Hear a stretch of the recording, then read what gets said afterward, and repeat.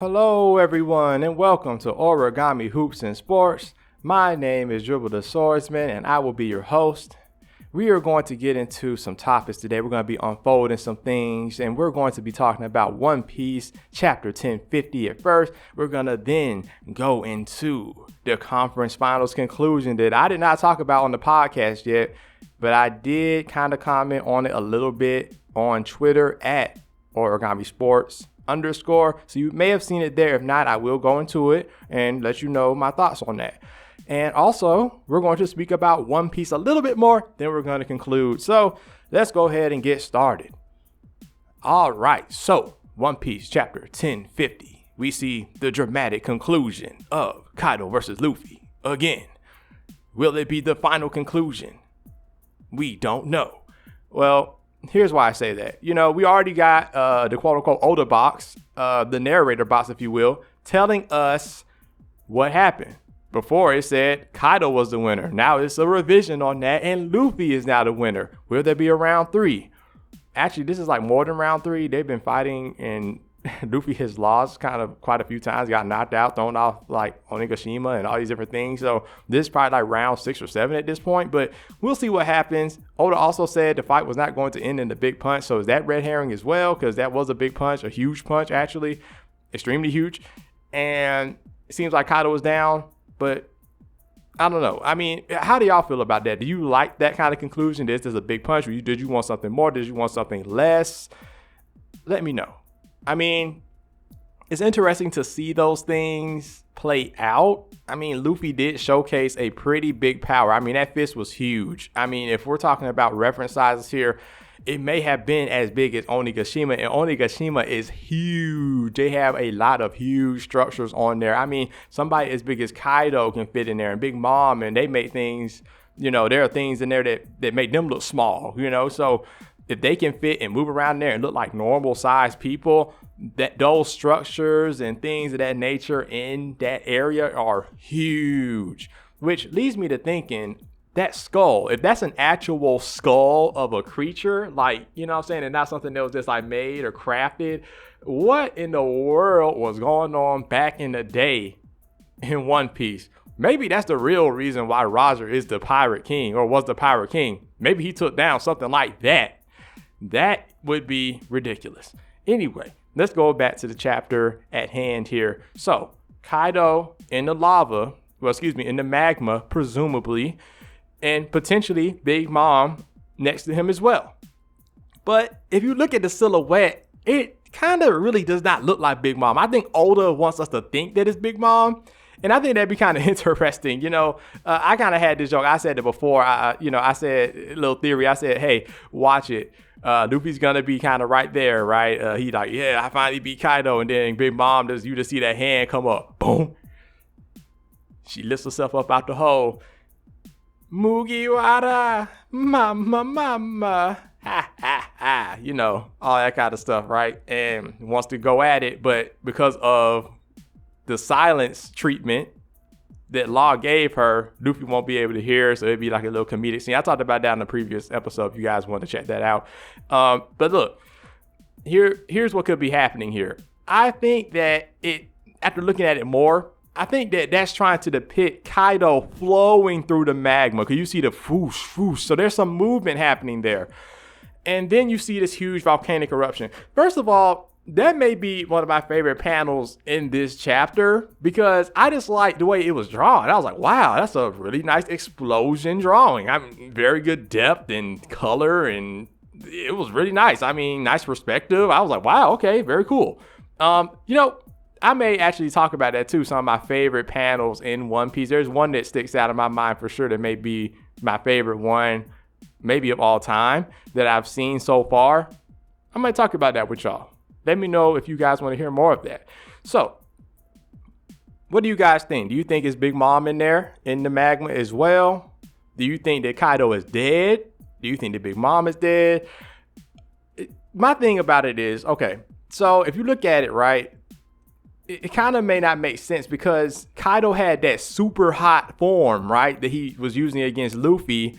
And I mean, his body as well, right? His body durability, even in his base form, is ridiculous, and his dragon form is ridiculous, right? So it kind of leads me to believe that Kaido definitely could be alive. I mean, he may just be kind of knocked out, punch drunk, if you will, but I don't think that he's dead. And if he is dead, I don't think it's from the lava.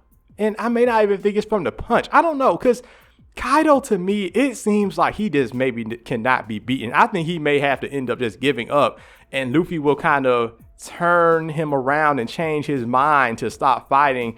I'm thinking that Kaido may actually, you know what? Let me leave y'all on the cliffhanger. What will Kaido actually do? We're going to come back to that. Let's go back into the NBA topic that I mentioned before. So the Eastern Conference Finals have concluded. Boston advances to the NBA Finals, meeting the Golden State Warriors. Who will win? We'll get into that in just a moment. But first, a little bit of analysis on, I'm just going to skip the Game 7, honestly. I mean, okay, the previous games before that, yes, Jimmy Butler had a fantastic game in Game 6, yes, and Miami won. I felt like they were going to, at that point, use that momentum and continue winning. They were going to go home and win. But that did not happen. I did pick Boston,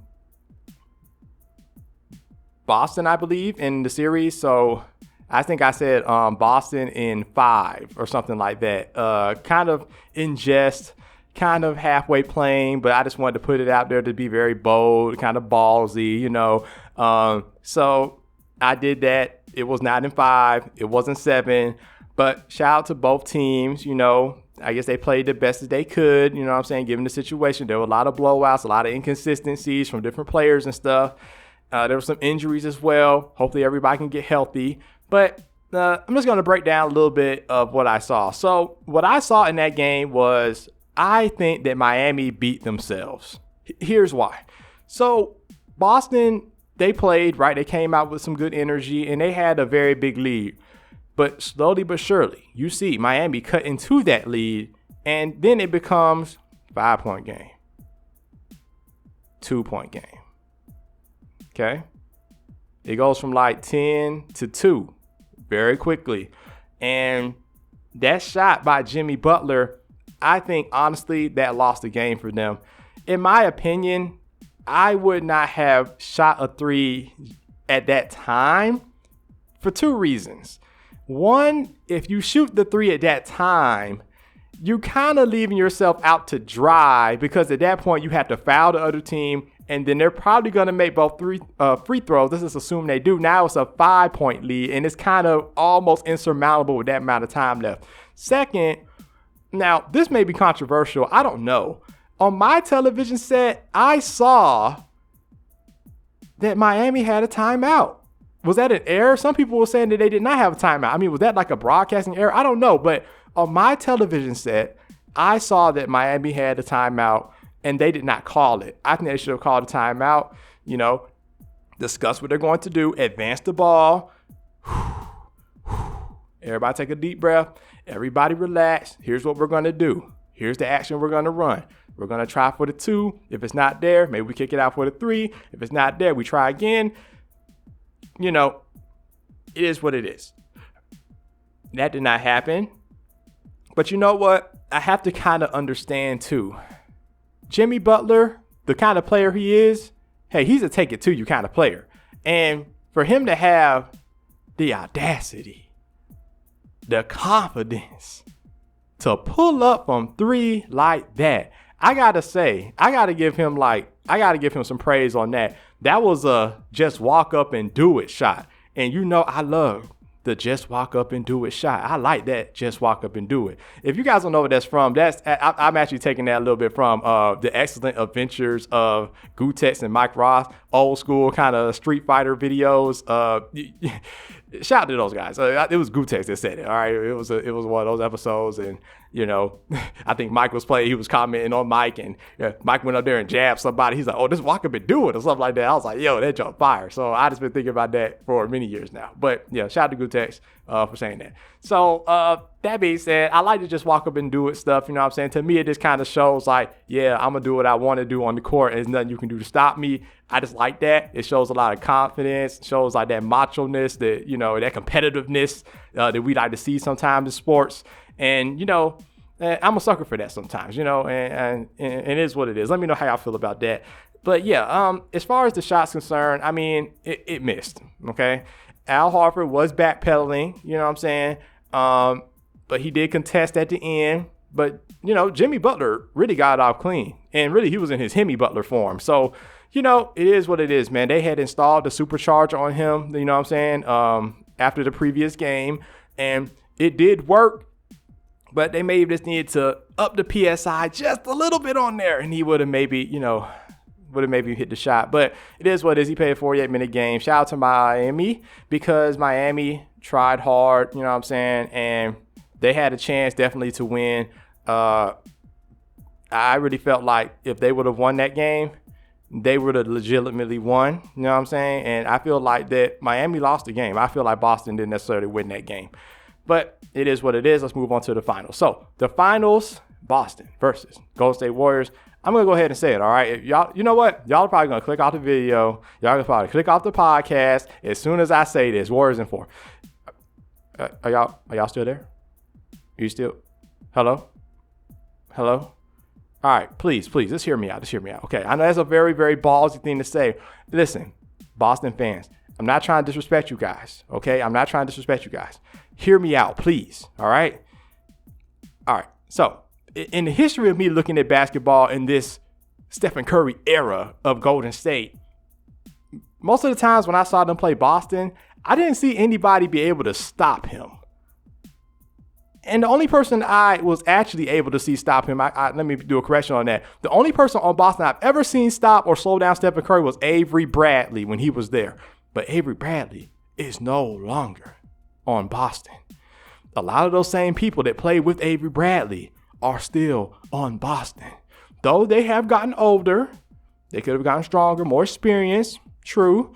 But at the same time, right, Stephen Curry has gotten stronger and more mature as well. So they are both growing within the same time span, okay?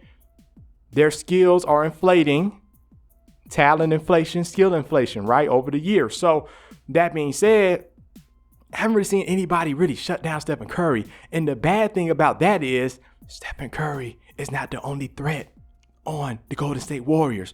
You still have to account for Klay Thompson, who is getting back into rhythm even more and more each game. You saw that he dropped 32 in that closeout game. Well, not the closeout game, but in Game 5 versus the Mavericks, You see him shooting even with more confidence, and you see them trying to get him going and things of that nature, to get those Game 6 Klay type moments out of him even more, and the consistency and things of that nature. The things that we're used to being able to see, when he was actually healthy before those injuries and whatnot. It took him away from the game for about 1.5 seasons or something like that. So, that being said, right, then there's Jordan Poole, his emergence. You have Andrew Wiggins, who can get some points. It's quite a few people that can score and damage you as a defense and whatnot on that team. And then you have to account for the movement, okay? The super system, all right? You have to account for that too, which is shout out to Sierra, that is Apple Juice Gang 7 on Twitter. She kind of put me up on game on this. And, it's something, sometimes like things, but you don't really think about them sometimes, like in context, like you should. She mentioned the fact that, I'm using my word, the super system. She didn't say that. She talked about the motion offense. I call it the super system. So she talked about the super system tiring out opponents. So just by people chasing around Stephen Curry, right? And that's going to tire them out mentally. They're chasing around other people too, right? They're constantly having to adjust and things of that nature, and that's going to tire them out mentally. So then when they go on the offensive side of the ball, now their legs are tired. That shot might start falling short. You know what I'm saying? They're winded. They're maybe not going to make the best offensive play because they're mentally drained, So playing them, it's like their offense is so dynamic that it exhausts you. And then in turn, it can mess up your offense. So it's kind of like they're playing defense times 2 on you. So it's very interesting when you kind of break this down. And that is the advantage of being a more complete and well-rounded player and being able to move off ball. Look, people, if you're a basketball player, it's very important. You should very much consider incorporating that into your game if you have not. People that can move without the ball and be effective and whatnot, that right there, and set screens, all those different things like that are associated with that, create spacing, that is very, very valuable. And that helps your team win. So again, I talked about this in the previous episode about selfishness and stuff. That's being an unselfish player. And that right there is going to win you a lot more games than being a selfish player. And not only that, it's going to win over your teammates. Let's talk about that. So when people talk about this ISO ball versus, team player versus being unselfish versus passing the ball, your star players not getting all the points, they let other people get points. Okay. So all that is doing, right, is making the team stronger. It's giving those people confidence, and it's making them more competent in situations where they may be needed. For example, let's talk about CP3 and the Los Angeles Clippers. So according to the things I've heard over the years, right, different podcasts, different information and things of that nature, right, CP3 was the engine that made that machine go. All right. And when he was not in the game, it messed them up completely. There was nobody that could really create their own shot or create for others. So in essence, having CP3 set up the majority of things weakened the team and the player's ability to perform when he was not there. Can you get your own shot? Can you shoot? Can you create for others? Things of that nature, right? It was not there necessarily, and that's why they struggled a lot when he was not on the court. So you can kind of see how using your teammates and utilizing them throughout the whole season, right? That's going to get them better and better and better, right? You guys are going to get more confident together. You're going to win more games together eventually. At first, it might be kind of, because there are some people that are a little bit slower. They have to develop their skills a little bit. But once they get on, they're on, and they're going to keep on progressing. So these are things we have to kind of consider when you're thinking about these things, going a little bit into basketball philosophy there a little bit. But let's get back to the analysis here. So the thing is, right, I'm picking that because, okay, I think the inconsistency that we saw from Boston, yes, they did sweep the Nets, but okay, you can say that that's because of chemistry and whatnot. But no, shout out to them. They had 2 of the best offensive players in the NBA on that team. And they swept them, but there were some close games here and there, but they swept them. Okay. But I want to talk about the Bucks too. I mean, you look at that.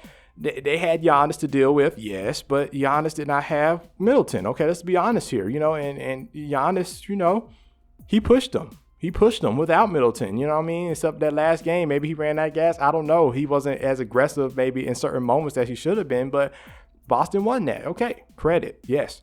But here's the thing. It seemed like at times Boston struggled with Miami. And Miami only has pretty much Jimmy Butler to deal with. I mean, it's Bam Adebayo. He can show up sometimes and, depending on if he wants to put on the ghillie suit or not, And I would say in Game 7, he definitely showed up. But it's like the other people sometimes were inconsistent, right? But they struggled to beat them at times. And they were very inconsistent in beating them at times. So if they're having trouble with that, I just do not envision them having a lot of success with the Warriors, who have a much more dynamic offense than Miami does, and role players that are more consistent than Miami does. I'm just not seeing it. I mean, you have Otto Porter Jr. probably coming back. You have Gary Payton II probably coming back. Those guys are going to be integral. Can I speak today? They're going to be very important parts, okay? So that being said, no disrespect, all right? But here's another thing why I feel like it could be Warriors in 4. So I tweeted this out. You guys can probably find it, again, at Origami Sports _ on Twitter. You know what I'm saying? I tweeted that out, and I said something about losing something. So let me just kind of paraphrase what I said. When you lose something that you love, you will probably fight really hard to get back what you lost. Okay? That is exactly what the Warriors are trying to do. Granted, Boston has a story too. I'm going to get into their story too. All right? Hold on just for a moment. Boston has a story. Okay? They have some history. They have a feel-good story too. But check this out. The Warriors, though, they tasted that champagne, right? And then they fell down into the depths of the NBA a little bit, right? They had injuries. They weren't whole. They weren't complete. And now they are whole and complete again. And they want to taste that championship again. That desire is going to be very, very strong. And because of that, you may see them play extremely hard to get that feeling, to get that championship again. Let's go to the Boston. So Boston is motivated as well. Remember a few years ago when Kyrie Irving was on that team and Kyrie got hurt and those rookies took the Cavaliers to, I think, a game 7 and they lost. Do you remember that? They were that close, so close to going to the next round, right? Forgive me for my ignorance here. I'm not looking at it, but that may have even been them potentially advancing to the championship game, to the finals potentially, right? So that being said, you have Marcus Smart talking about that too, how they felt like at that time they could have beaten Golden State. So now they have a chance to play against Golden State. And a lot of those players that were on that team, well, not a lot of them, but their core at least, Tatum, Brown, and those guys, Marcus Smart, they're still there. So they may play extremely hard too to show them, hey, we should have been done this. Hey, we are here. We can see it potentially, So, and that would be a feel good story. It's like they got knocked down. They got very close. And then here they go. They get the prominence at the end of the day. So it could be a feel good story on both sides. So we'll see what happens. Those are kind of my main points. I'm going to talk about how, let me talk about how, Boston can attack Golden State potentially. So Golden State is small. Again, like I said, Boston should not fall into that trap of also playing small. I feel like they should play big guys. You know what I'm saying? Play Al Horford, play Williams, play, I think Tybo, I think is his name. Excuse my mispronunciation if that's his name. Play those guys because if you can bully them and use that height, right? Use that to your advantage. Get those rebounds, drive to the basket, put your body on them. Lay it up on them, things of that nature. Attack the basket, get them in foul trouble. That's what the Mavericks started doing, and they started winning. They started making the games closer, and then they started winning. They won a game. So that being said, if the Mavericks had a little bit more time to, have made those proper adjustments, then they may have could have won the series potentially. So that's what I think Boston has to do against this team. They cannot get caught up in shooting threes with them. They probably will not win that battle. A lot of teams get caught up in that, they're shooting 3. I got to get a 3 back. No, a 2 is good too. Yes, 3 does not equal 2, but you have to just kind of bank on them. Hopefully they miss. Play as best defense that you can. You know what I'm saying? A human is going to make some errors. They may not make everything, okay? So you have to play those percentages and, the high percentage 2s may outlast the lower percentage 3s. You just have to be steadfast, keep your mental dexterity, keep your physical dexterity, because like I mentioned before, the Warriors will be tiring you out when you try to guard them. So offensively, you may not have all of your bearings. So you have to be very, very strong mentally. This is going to be a very, very mental series, even more so than the straight mental aspects of basketball. This is going to be very interesting. Also, you want to look, shout out to Udoka, first-time coach, and he got to the NBA Finals. That's very awesome. Also want to talk about that matchup with Steve Kerr and those guys because they both came from the Popovich coaching line, that lineage, right? So that being said, that's pretty cool. You're going to see, kind of Popovich versus Popovich a little bit, or some versions of him and whatnot, so that's really cool. I want to give a little bit of insight. The readiness aspect I talked about, why Steve Kerr plays the players and whatnot. He talked about, and Draymond Green talked about this too on his podcast. He was with Colin Cowherd, and he talked about this, how Steve Kerr usually does not let players get a DNP for like 20 games, something like that. You may get like 4 DNP, meaning did not play, or do not plays, meaning the player did not enter the game at all. That means that you will get into the game probably, maybe after 4 games you don't play, and then you get into the 5th game or something like that. Like he does not just like, okay, you're just not going to play at all, and that's it. You're just going to sit, and then now we have an injury. Hey, now you got to play. Now guess what? That player has to warm up. They had to get better. They had to get more adjusted to the game, and that can actually hurt your team. But when you have people that are, they're in and out of the lineup with DNPs, but not as often, like they're not taking 20 games, 30 games off, not playing an NBA game, NBA action and stuff, their reflexes and stuff can still be sharp. Their body can still be athletic and perform and, move the way that it needs to. Their skills and their understanding of the offense and their chemistry with everybody can still be good. And then when somebody goes down and the injury, if that happens, now they can step up and they can play the game accordingly and play efficiently and play well. So we'll see how that goes. Rotations could be a factor too. I know B-Ball Breakdown talked about the Warriors could go 9 to 10 deep. So that could be very interesting as well. They might even go 11 deep potentially. But we'll see how they, and they can just keep on running. They run their motion offense. They just tire the Celtics out. That would be like the ultimate game of this chess. Like, yeah, we're just going to we're going to tire y'all out, and we're going to bring our starters in, then we're going to finish y'all off. That would be really interesting to see. So we'll see how the rotations go. Who will Boston trust, the role players and whatnot. I want to see, Pritchard needs to play well, of course. Williams, I would like to see him play well as well. And, there's a lot of, just different people, coming out the bench and whatnot. Halford, I feel like he could be very big potentially in this series, but I don't know. I think that his shooting will be bigger than his interior play, because I feel like Draymond Green or Looney could stop him down there. So we'll see. But let's go ahead and get into One Piece again. So, One Piece. So, all right. Kaido. Will Kaido erupt? You heard me right. Will he erupt? So like I said earlier, right? Kaido had the whoosh, whoosh sound effect, right? When that volcano exploded, could Kaido be in the explosion but not be dead? Could Kaido come back down?